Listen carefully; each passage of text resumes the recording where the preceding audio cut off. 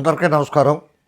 అదృష్టవశాత్తు పెనుగొండ మొగల్తూరు గ్రామాలనే పవన్ కళ్యాణ్ గారి స్పెషల్ ఇంట్రెస్ట్తో ఆ రెండింటిని బాగా డెవలప్ చేద్దామనే ఉద్దేశంతో ఆయన ఏరుకోరి కేరళ నుంచి తెప్పించుకున్న ఐఏఎస్ ఆఫీసర్, ఆయన ఆఫీసర్ స్పెషల్ డ్యూటీ ఓఎస్టీ కింద పెట్టుకున్న కృష్ణతేజ్ గారిని పంపించి ఇక్కడ ఉన్న సమస్యలు ఏంటి ప్రజలను అడిగి తెలుసుకుని అట్ల పరిష్కారానికి మార్గాలు సూచించమన్నారు. అదేవిధంగా యంగ్ డైనమిక్ ఆఫీసర్ కృష్ణతేజ్ గారు పెనుగొండ వస్తుండడం జరిగింది. అట్లాగే మొగల్తూరు కూడా వెళ్ళినట్టున్నారు.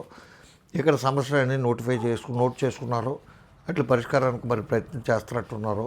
అదేవిధంగా ఇప్పుడు పెనుగొండకు సంబంధించి కొన్ని దుర్మార్గమైన చర్యలు కానీ లేకపోతే కొన్ని అసాంఘిక కార్యకలాపాలకి ప్రేరేపిస్తున్న కొన్ని చర్యలకు సంబంధించి కొన్ని విషయాలు ఆయనతో నేను తెలియజేయాలని చెప్పి ఆయన అపాయింట్మెంట్ కోసం నేను ఒక లెటర్ పెట్టాను.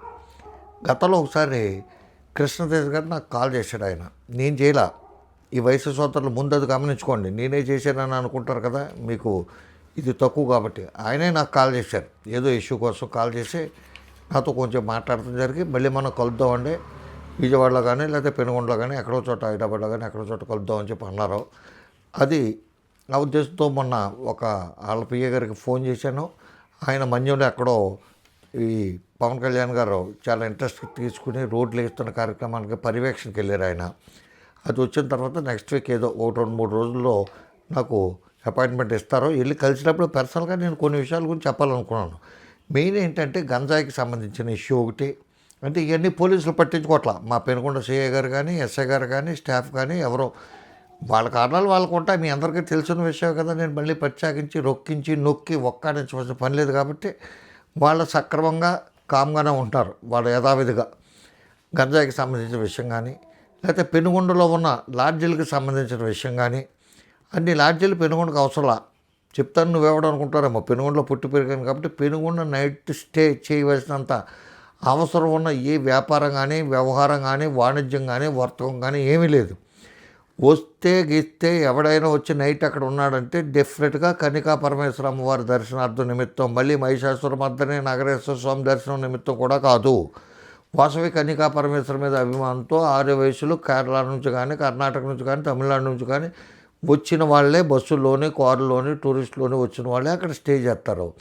స్టే చేయడానికి సఫిషియెంట్గా వాసవిధాంలో కానీ వాసవి కన్నికా పరమేశ్వర టెంపుల్లో కానీ వాసవి నిత్యాన్నదాన సత్రంలో కానీ రూమ్లు ఉన్నాయి. అలాగే పూర్వం నుంచి ఎప్పుడో కట్టిన రూములు చాలా చోట్ల కూడా ఉన్నాయి. ఇప్పుడు కొత్తగా ఫ్యాషన్గా 3 గదులతో 4 గదులతో రూములు ఎందుకు కడుతున్నారంటే అంటే గంట అరగంటకు అద్దెకిచ్చే ఉద్దేశంతో, వ్యభిచార నిమిత్తం కానీ ప్యాకాట్ నిమిత్తం కానీ. ఇకపోతే గంజాయి హై స్కూల్ పిల్లల దగ్గర నుంచి అందరూ కూడా ఇలా యూనిఫామ్ ఎట్లాగా తప్పనిసరో, టై ఎట్లా కట్టుకుంటారో అట్లాగే జేబులో గంజాయి పట్లు కూడా అట్లాగే పెట్టుకుని వెళ్తున్నారు. అలా క్యారేజ్ పట్టుకెళ్ళకపోయినా. అదొకటి.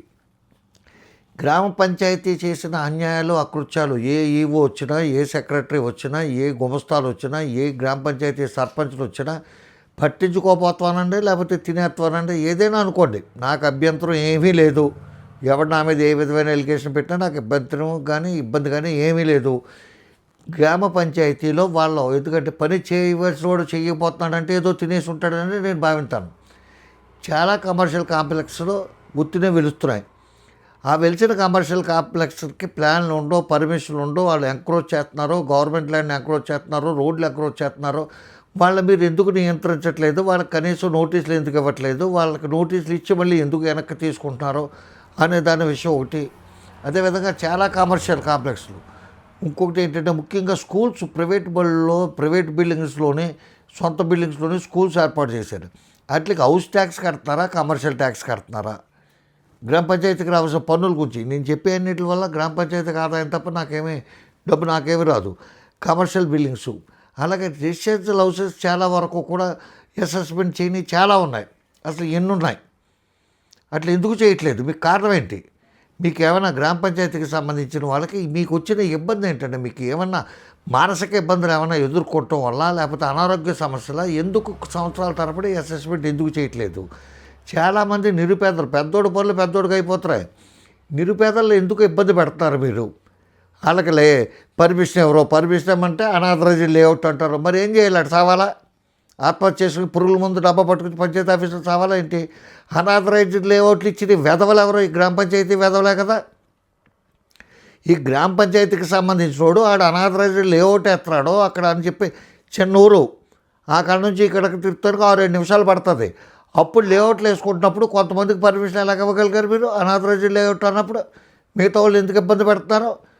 ఈ పంచాయతీ వాడు పర్మిషన్ ఇచ్చి ఎన్ఓసి ఇస్తేనే కానీ ఆడేమో కరెంట్ ఇవ్వని అంటాడు. కరెంట్ వాడు ఏంటంటే మనుషులు మిమ్మల్ని ఎన్నుకున్నామంటే మీరు అంతా మాకు బాసులు, అధిపతులు, దళపతులు ఏంటి? మీరు మాకు సేవకులు, అది గుర్తుపెట్టుకోండి. నేను మీ ఇంట్లో పెద్దపాలు ఎట్లా పని చేస్తాను, చిన్నపాలు ఎట్లా పని చేస్తాను అని చెప్పి ఓట్లేంచు దొబ్బి ఇప్పుడు నెత్తెక్కి నేను నీకు బాస్ అన్న విధంగా ప్రవర్తిస్తానే తప్పండి. ఎవడైనా సరే నేను అక్కడ గ్రామ పంచాయతీలో పనిచేసే పారిశుద్ధ కార్మికులు కానుంచి, సర్పంచ్ కానుంచి, ఈఓ కానుంచి, సెక్రటరీ కానుంచి అందరికీ చెప్తున్నాను. ఈఓపీఆర్డీ కానుంచి అందరు కూడా నాకు తగిలినంత వరకు 99% ఏమైనా 0.1% ఎవరైనా జెన్యూన్ ఉన్నారేమో కానీ మిగతా వాళ్ళందరూ నీచులు, దరిద్రులు, నికృష్టులు తగిలారు గ్రామ పంచాయతీ ఆఫీసులో. పెనుగొండకు అన్నీ పడతాను నేను చెప్తాను. ఇవన్నీ చెప్తాం కోసం ఆయన దగ్గరికి వెళ్ళి విషయాలన్నీ కూడా నాకు రికార్డెడ్గా చాలా తత్వంగా ఉంది. అలాగే కనికా పరమేశ్వర గుడికి సంబంధించి, దాని పొలాలకు సంబంధించి, దాని ఆస్తులకు సంబంధించి, ఆ గుళ్ళు మార్చేస్తాం వాస్తుకు సంబంధించి, అలాగే వాస్తుదాం వాళ్ళు ఆక్రమించుకున్న భూములకు సంబంధించి, ఆ చెరువులకు సంబంధించి ఇష్యూలు, అట్లాగే గతంలో కృష్ణతేజ్ గారు వచ్చినప్పుడు చాలామంది వినతులు అయ్యి సమర్పించారు.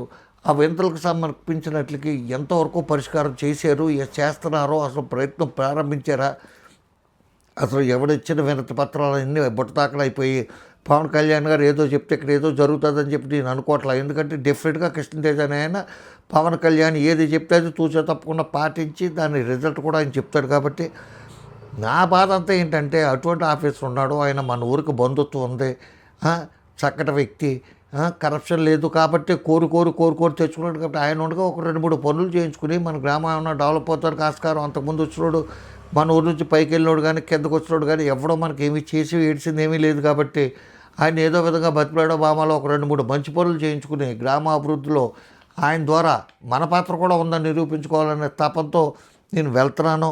ఇదే సందర్భంలో ఇంకా కొన్ని విషయాలు చెప్పదలుచుకున్నాను. మరీ ముఖ్యంగా ఏంటంటే ఆర్యవైశ్య సోదరులకి ఒక చిన్న విజ్ఞప్తి. శివరాత్రి వస్తుంది, అమ్మవారి కార్యక్రమాలన్నీ మీ చేతి మీదుగా వెళ్తున్నాయి. ఈ శివరాత్రికి కూడా కొంతమంది ఓవర్ యాక్షన్ చేద్దామని, అంటే బల్లోళ్ళ కుర్రోడు ఎవరో సురేష్ ఎవరో వాళ్ళు ఆ కార్యక్రమానికి ఆయన పేరు మీద ఏదో పూజ చేయించుకుందాం అనుకుంటుంటే మనోళ్ళు లేకపోతే ఎలాగా లేదు అని చెప్పి కొంతమంది వయసు సోదరులు డిస్కషన్ పడుతున్నారు. మీకు చెప్పేది ఏంటంటే మీరు కూడా కూర్చొని తప్పలేదు. పూజ భగవంతుడి పూజ ఎంతమంది అయినా చేసుకోవచ్చు. కొన్ని ఉంటాయి, పెద్ద లూట్లో చెప్పలేదు. విఘ్నేశ్వర ప్రతిమ బంగారంతో చేయాలని లేదు, బంగారంతో కానీ వెండితో కానీ మట్టితో అయినా చేసుకోమని చెప్తారు. అలాగే పూజలో నువ్వు పంచపక్ష పర్వాణాలో లేకపోతే ఎక్కడి నుంచో కాశ్మీర్లో నుంచి కుంకుమ పూజ తెచ్చి పూజ చేయాలని ఏమీ లేదు. ఇక్కడ నువ్వు పూలు పెట్టుకుని ఏదో కొంచెం బెల్లం మొక్క పెట్టుకుని కూడా పూజ చేసుకోవచ్చు. అలాగే మీరు కూడా చేసుకోండి. అంతేగాని వాళ్ళకు ఉండకూడదు వీళ్ళకు ఉండకూడదు అని చెప్పి పట్టుదలగా పెట్టి మీరు ఏమైనా ఓవర్ యాక్షన్ చేస్తే మళ్ళీ మేము కూడా యాక్షన్కి దిగవలసి వస్తుందని చెప్పి, ఇది మీరు హెచ్చరిక అనుకుంటారో, వార్నింగ్ అనుకుంటారో, విజ్ఞప్తి అనుకుంటారో, రిక్వెస్ట్ అనుకుంటారో. ఎందుకంటే మరీ అంత ఓవర్ యాక్షన్ చేసి పని లేనోడు పాట లేనోడు అక్కడ కనీసం అక్కడేమో ఒక ట్రస్ట్ బోర్డు అంటూ ఏడలేదు. ఆ ట్రస్ట్ బోర్డు మెంబర్ నా పిల్లలు ట్రస్ట్ బోర్డు మెంబర్ అండి, నేను వచ్చి ఇక్కడ యాక్షన్ చేస్తానండి, నేను ఇక్కడ సర్వీస్ చేస్తాను. నిన్నెవడు చేయమన్నాడు? సర్వీస్ చేశాను కాబట్టి నాకు హక్కు ఉంది కాబట్టి భోజనం చేశాను అంటాడు ఆ మట్టి రవైన వాడు. నేను ఒకటి పేరు 2 పేరు ఎత్తు కాదు, అందరి పేర్లు ఎత్తుతాను. దానికి నాకేమీ భయం భక్తులు ఉన్న వ్యక్తిని ఏం కాదు. నేను భయపడవలసింది తప్పు చేస్తే భయపడాలి. మీరు చేస్తున్న యథావ పనులు, ఆ తవ్వింతాలు గివ్వింతాలు అవన్నీ కూడా నేను వస్తాను, 2-3 రోజులు వస్తాను ఆయనతో మాట్లాడిన తర్వాత, కానీ ముందుగానే వస్తాను.